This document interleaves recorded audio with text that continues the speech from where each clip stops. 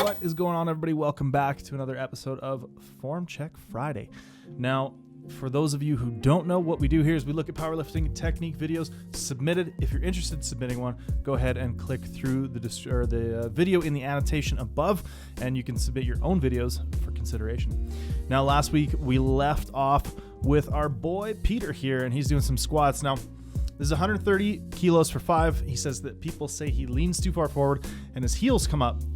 But he feels the weight balanced on his feet and he hits depth here. So to me, it doesn't look like your heels actually really move all that much, if at all. Maybe like a very minute amount, but I probably wouldn't worry about that too much. I do think you're giving in a bit to the position out of the bottom. So if we look at this torso position on the way down, that's fine with me.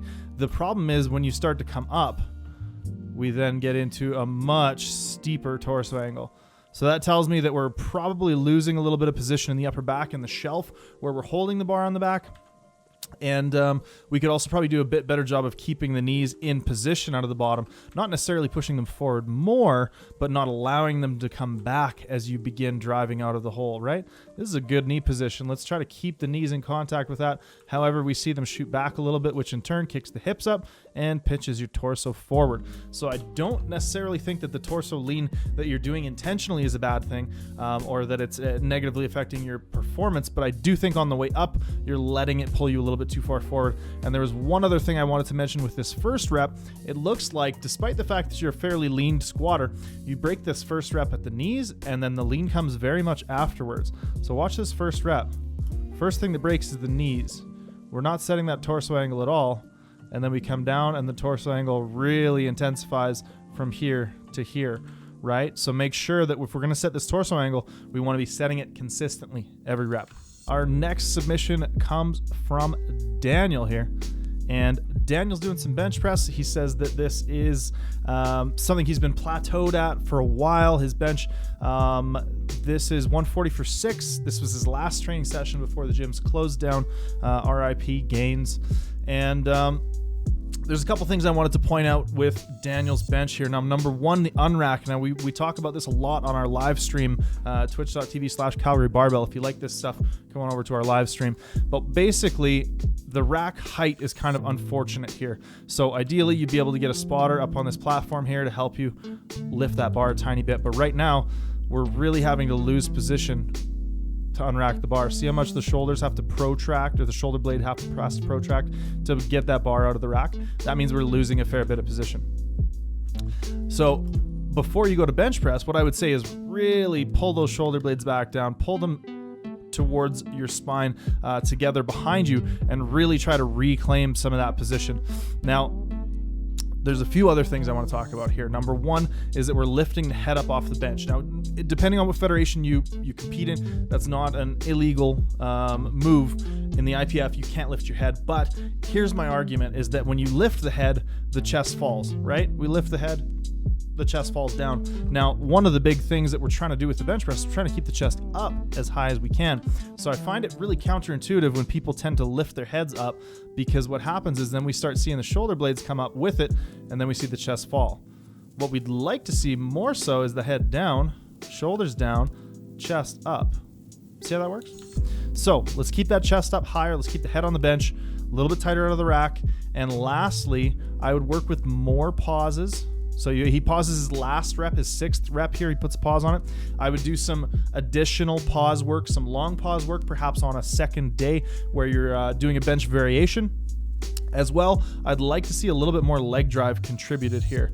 It looks like, yes, it's there, but we could probably do a lot more with the lower body in terms of contributing to staying big, in terms of contributing to staying in position. Our next submission comes from Tony.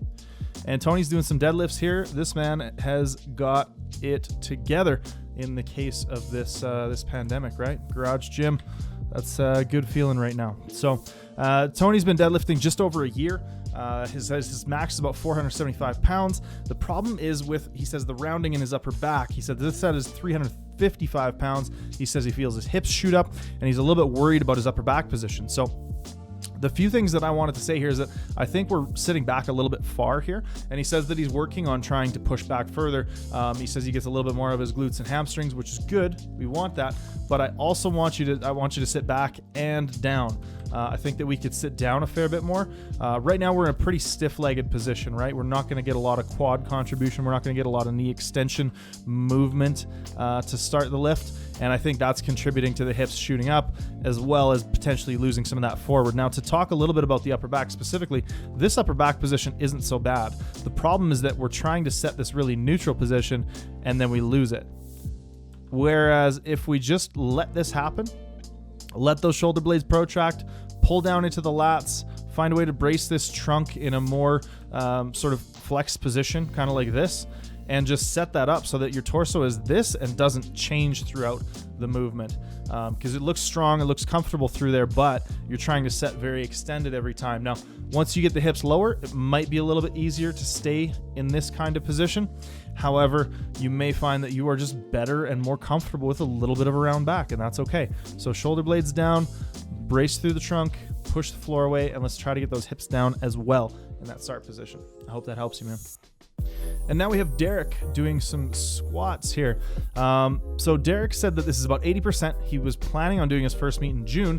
Obviously, probably indefinitely canceled or postponed, at least at this point. He says he seems to squat more on his toes, but finds that he feels more comfortable and strong that way, maybe just because he's used to it. So the big things that I see here are, number one, when we start to squat, we're looking very much straight down.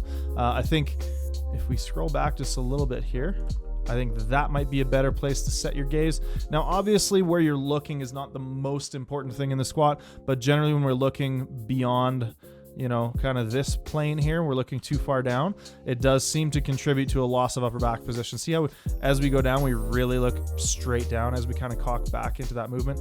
Also, the next thing that I'm going to talk about here is that we get this sort of pop forward in the bottom.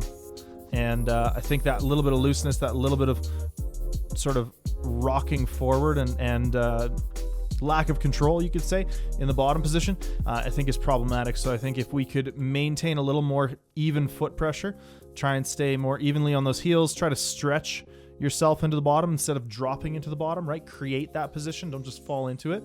I think that's going to go a long ways for you. So let's work on the gaze and let's think about creating a bit more of an intentional bottom position in your squat.